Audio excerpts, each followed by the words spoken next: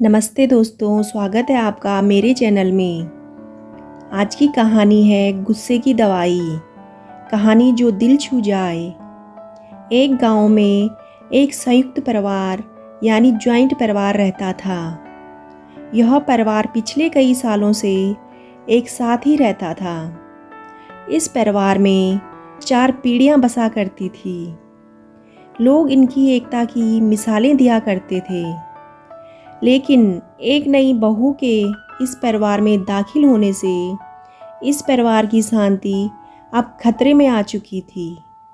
यह नई बहू स्वभाव की खराब नहीं थी, लेकिन जब इसे गुस्सा आता था तो वह किसी को भी कुछ भी बोल देती थी और उसे हर छोटी मोटी बात पर गुस्सा आ जाया करता था। इस वजह से अब पूरे परिवार के लोगों को तनाव रहने लगा था। ऐसा लगता था कि इतने सालों से जो परिवार एकजुट था वो अब कभी भी टूटकर बिखर सकता था। गुस्सा शांत होते ही बहू को अपनी गलतियों का एहसास होता। वह पश्चाताप करती, लेकिन फिर सब भुलाकर अगली बार गुस्सा कर देती थी और वही बातें दोहराती। एक बार उनके घर एक पंडित जी आए। इस नई बहू ने अपनी परेशानी उस पंडित जी को बताई और उनसे कोई उपाय हो तो बताने के लिए कहा। पंडित जी ने अपने झोले से एक दवा की शीशी निकाली और उस महिला को देते हुए कहा कि तुम्हें जब भी गुस्सा आएगा इस दवाई की 6 बूंदें अपनी ज़बान पर रख लेना और 15 मिनट तक उसे मुंह में दबाए रखना। अगर तुम 15 मिनट तक उसे नहीं मुंह में रख पाई तो यह दवा काम नहीं करेगी। महिला ने अगले दिन से ही उस पंडित जी की दवाई का इस्तेमाल करना शुरू कर दिया। 15 दिनों बाद जब वह पंडित जी फिर से उसके घर आए तब महिला ने उनके पैर पकड़ लिए और कहा कि पंडित जी, आपकी दवाई काम कर गई।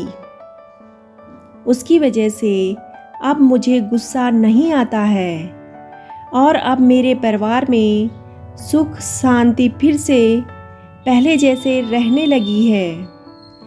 पंडित जी ने हंसते हुए कहा कि मैंने जो दवाई दी थी दरअसल वह कोई दवाई थी ही नहीं। शीशी में तो मात्र पानी भरा था। तुम्हारा गुस्सा किसी दवाई की वजह से नहीं, बल्कि गुस्सा आए तब शांत रहने की वजह से ख़त्म हुआ है। दोस्तों, आप में से कितने लोग हैं जो मानते हैं कि गुस्सा आए तब शांत रहने से गुस्सा अपने आप कम हो जाता है। बड़े बुजुर्ग या हमारी धार्मिक पुस्तकें तो यही बताती हैं, गुस्से का एकमात्र इलाज मौन ही है। दोस्तों, गुस्से में ही हम जो बोलना नहीं चाहिए वो बोल जाते हैं और जाने अनजाने में हम सामने वाले को कष्ट या दर्द दे जाते हैं। ऐसा हमें बिल्कुल नहीं करना चाहिए। आखिर में एक अच्छा इंसान वही है जो अपने गुस्से को काबू में रखे। दोस्तों, आपको कहानी कैसी लगी कमेंट करके ज़रूर बताइएगा।